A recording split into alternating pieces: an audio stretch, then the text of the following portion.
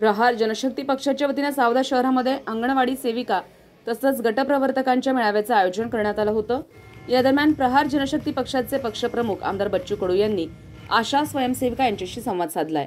या संवादादरम्यान शासनाकडून होणाऱ्या कुचकामी धोरणाबाबत आशा स्वयंसेवकांनी तीव्र नाराजी व्यक्त केल्याचं पाहायला मिळालं। यावेळी व्यासपीठावर उत्तर महाराष्ट्र प्रमुख अनिल चौधरी, प्रहार महिला जिल्हाध्यक्ष नंदिनी चौधरी, धीरज चौधरी, दिनेश कोळी यांच्यासह प्रमुख मान्यवर उपस्थित होते।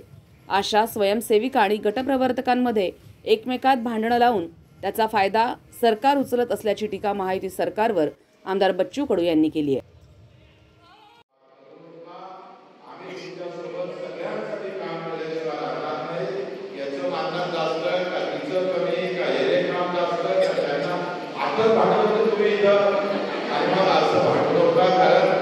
सरकारने ते वातावरण पोषण करू शकतं। आपण सगळे मिळून एक मागणी द्या, तुमच्या अध्यक्षांना भेटणार आहोत, सगळे मिळून एकत्रित आपण एक चांगला मसुदा तयार करू।